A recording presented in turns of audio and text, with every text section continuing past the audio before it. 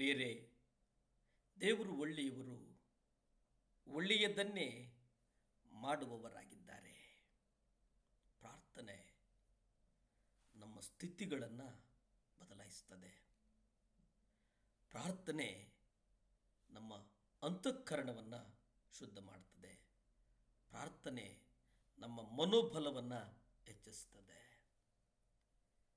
ಪ್ರಾರ್ಥನೆ ನಮ್ಮನ್ನು ಶುದ್ಧೀಕರಿಸ್ತಾ ಹೋಗ್ತದೆ. ಪರಲೋಕದ ತಂದೆಯಾದಂಥ ಸರ್ವಶಕ್ತ ದೇವರಿಗೆ ಮಾತ್ರ ಪ್ರಾರ್ಥಿಸುವುದನ್ನು ಕಲಿತುಕೊಂಡೆ ಎಂಬುದಾಗಿ ನಾವು ನೋಡುತ್ತೇವೆ. ನೀವು ಯಾವ ದೃಷ್ಟಿಕೋನದಲ್ಲಿ ಪ್ರಾರ್ಥಿಸ್ತಾ ಇದ್ದೀರಿ ಎಂಬುದನ್ನು ನೀವು ಎಂದಾದರೂ ಅವಲೋಕನ ಮಾಡಿಕೊಂಡಿದ್ದೀರಾ? ಯೇಸು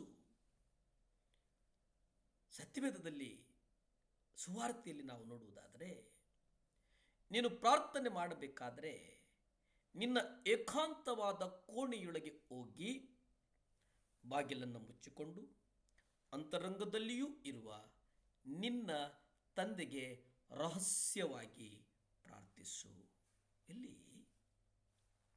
ಕರ್ತನು ಹೇಳುವ ಹಾಗೆ ನೀನು ಕೋಣೆಗೆ ಹೋಗ್ತೀಯಾ? ಪ್ರಾರ್ಥನೆ ಮಾಡುವಂಥ ನಿನ್ನ ಸ್ಥಳ ಅಲ್ಲಿ ಹೋಗಿ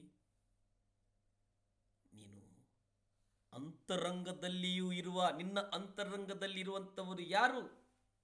ನಿನ್ನ ಅಂತರಂಗದಲ್ಲಿರ್ತಕ್ಕಂಥ ಕರ್ತನಿಗೆ ನಿನ್ನ ಹೃದಯದ ಆವೇದನೆಯನ್ನು, ನಿನ್ನ ಹೃದಯದ ನೋವನ್ನು, ನಿನ್ನ ಹೃದಯದ ಕಣ್ಣೀರನ್ನು, ನಿನ್ನ ಹೃದಯದ ಅಂತಃಕರಣವನ್ನು, ನಿನ್ನ ಹೃದಯದ ಆಕ್ರಂದನವನ್ನು, ನಿನ್ನ ಹೃದಯದಲ್ಲಿರ್ತಕ್ಕಂಥ ಸಮಸ್ತವನ್ನು ನೀನು ತಂದೆಗೆ ತಿಳಿಸು.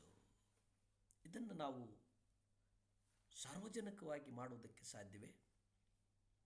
ನಮ್ಮ ಮನಸ್ಸಿನಲ್ಲಿ ಇರುವಂತಹ ಗ್ರಹಿಕೆಗಳನ್ನು, ನಮ್ಮ ಮನಸ್ಸಿನಲ್ಲಿರ್ತಕ್ಕಂಥ ಆಲೋಚನೆಗಳನ್ನು, ನಮ್ಮ ಮನಸ್ಸಿನಲ್ಲಿರುವಂತಹ ಅನೇಕ ಸಂದೇಶಗಳನ್ನು, ನಮ್ಮ ಮನಸ್ಸಿನಲ್ಲಿರ್ತಕ್ಕಂಥ ಸಮಭಾವದ ಸಮ್ಮಿಲನಗಳ ಸಂಪನ್ಮೂಲಗಳ ಕ್ರೋಢೀಕರಣವನ್ನು ನಾವು ಸಾರ್ವಜನಿಕವಾಗಿ ಬಿತ್ತುವುದಕ್ಕೆ ಸಾಧ್ಯವೇ?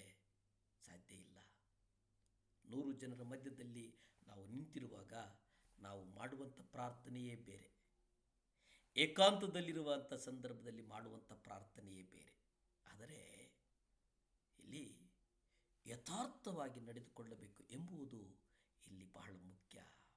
ನಾನು ಈಗ ನನ್ನ ತಂದೆಯಾದಂಥ ಸರ್ವಶಕ್ತ ದೇವರ ಮುಂದೆ ಏಕಾಂತವಾಗಿ ನಿಂತಿದ್ದೇನೆ ಅನ್ನುವಂತಹ ಒಂದು ಮನೋವಾಂಛೆ ನಿಮಗೆ ಬರಬೇಕು ಅನ್ನುವಂಥದ್ದು ನಮ್ಮ ಹೃದಯದ ಆವೇದನೆ.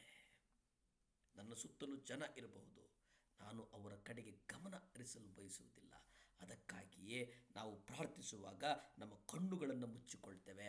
ಪ್ರಾರ್ಥನೆ ಮಾಡುವಾಗ ಕಣ್ಣು ಮುಚ್ಚಿಕೊಂಡು ಪ್ರಾರ್ಥಿಸಬೇಕೆಂದು ಹೇಳುವ ಯಾವುದೇ ನಿಯಮವಿಲ್ಲ. ಆದರೆ ನೀನು ಕಣ್ಣನ್ನು ತೆರೆದು ಪ್ರಾರ್ಥಿಸಬಹುದು.